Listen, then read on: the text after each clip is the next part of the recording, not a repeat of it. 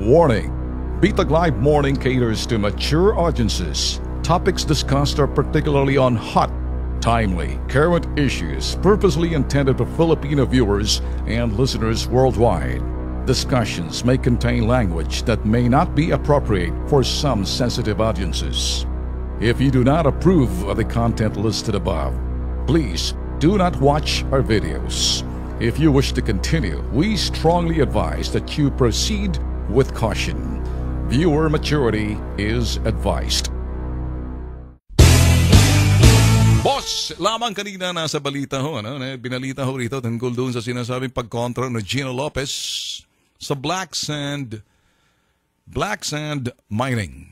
Alam niyo mga boss, nung araw pa ho to, nung may T3 pa ho, tinatalakay na ho namin yung mga black sand na yan, lalo-lalo na ho sa mga rehiyon at probinsya na kung saan marami ho yan na kinukuha ho yan sa buhangin. Ngayon, may sistema ho sila kung paano kinukolekta ng malaki hong magnet at the same time, sinasala ho nila tapos dinadala ho sa China.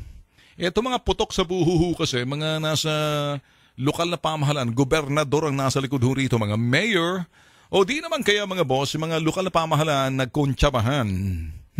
So, mga boss, kung titingnan ho natin, meron ho nagpalabas one time sa isang telebisyon na hindi ko na babanggitin, na yun hong black sand na parang sinabi ho nila, ang black sand daw ho kasi parang pang-aabuso ho sa mga katutubo. Alam niyo ho ba bakit? Ang black sand ho kasi, merong black sand sa Zambales, sa ilog ng Zambales, may mga ita ho roon na kung saan sila ho nagba-black sand mining na meron ho silang parang hawak na magnet, sinlaki ho ng laptop na mabigat, tapos didikit ho nila para ho sila nagtatanim sa ilog na nakayuko. Tapos pag umagos ho yung tubig, yun ho mga black na sand na yan, yung mga kung ano yun, yung parte na yun, didikit ho roon sa sinasabing magnet. Ngayon, sasalain ho nila yung lalagay sa sako. Tapos yung sako, binebenta ho nila. Sako-sakong binebenta nila. Ngayon, yun hong ginagawa ho ng mga katutubo na yan, kanila hong pamamaraan na para kumita. Tapos ho, ang ginawa ho ng mga katutubo, pinakita ho sila sa amin kung paano ka lang pamumuhay. Isang pipit na ibon, pinagdamutan ho nila, lutuin ho. Sa pamamagitan ng apoy, hinati-hati ho ng 4 na mga paslit anak para makakain lamang taas mga tutong. Kasi yun hong kanilang parang nasanay ho sila sa halip na sila ho'y maghanap ng trabaho sa gubat, naakit na ho sila doon sa sinasabing pagmimina ng black sand na ginagamit ho sila na mga sinasabi rin ho natin, mga putok sa buho rin kasi. Yung mga gumagamit sa kanila, basically mga tao, yung mga negosyante, binabayaran ho sila. Binebenta naman sa mga Chekwa. Binebenta sa mga Chino. So naintindihan niyo ba? I'm sorry for the language, Chekwa. sa Chino. Ngayon mga boss, ang sinasabi ho ng mga ita, ito sa amin, quick money to. Tsaka isa pa sabi ng mga ita, amin to eh.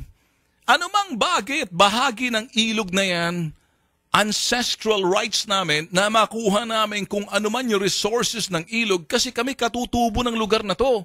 Ngayon, kung gusto namin magmina sa pamamagitan ng paggamit ng magnet, tanong, kanino bang magnet yan?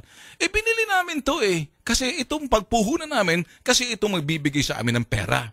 Mas madali kasi kumita dito sa sinasabing pagmimina ng black sand sa mga ilog kaysa naman magtrabaho kaming pinagsasamantalahan kami ng mga putok sa buhong negosyanteng mga Pilipino rin. Ngayon, the lesser pain, sino ang mapagsamantala? Yung nagbigay ng magnet para sila'y magmagnet, para sila'y kumita sa bawat sako, parang sinasabi ang bawat sako, parang 60 pesos. Kita na ho sila doon, happy na ho sila. Pero kaya lang, that's not even fair. Pareho kasi, sino nagsamantala kay sino? Kaya lang, sino ang mas malaking mapagsamantala? Malaking mapagsamantala. Sasabihin na ho natin, kabilang na pati yung investigative reporter ng Potok sa Buhong channel na yun, hindi kung makita ko rin, sasapatusin ko rin sa sentido yun eh. You lied! Di ba? Kami ho nagsasabi sa inyo na, kaya ho, tingnan ho natin, lamang, ito ho, gusto ko ho talagang manghimasok ho ritong DNR, pati yung sinasabing Mines and Geoscience Board. Mga boss, tingnan ho muna natin. Ang mga katutubo ho kasi, ang feeling ho nila, it's within our rights to use that resources in our means. Kung ano yung magagamit namin dito sa sinasabing lugar, mga ilog na to, sa bundok na to, pwede namin kunin yan sa consumption lang namin at pwede namin ibenta, pagkakitaan namin. Ngayon, yun ho ang ibig sabihin nila. Ngayon, sino ba naman ang magpipigil sa amin kung ito naman ay magbibigay sa amin ng kita? Kaya lang hindi nila ho ma-discern, hindi ho nila makita kung ano yung mapagsamantalang pamamaraan na sila'y ginagamit. Kasi hindi ho nila alam kung paano mag-analisa kung sila ba'y pinagsasamantalahan. It takes people like us to stand for them. I mean, everybody like us, ibig tayong lahat, mga Pilipino, hindi kami sa bitag. Na para panindigan ang karapatan din ito mga katutubo na to na manatili doon sa kanilang lugar at kung ano may mga gusto nilang sabihin na may harvest. Kasama na yan sa sinasabing sa ilog. Yung mga isda sila sa ilog. Sabi nila, yung sand na yan, kasama sa ilog yan eh. Dala-dala ng ilog yan. Pag malakas ang agos, malakas din ang padpad na mga black sand na yan na dumidikit sa magnet. So may punto ho sila roon. Bakit kami pinipigilan? Bakit kami huhulihin? Bakit kami pagsasabihin, bawal? Ngayon, dapat maintindihan ng Gina Lopez yan.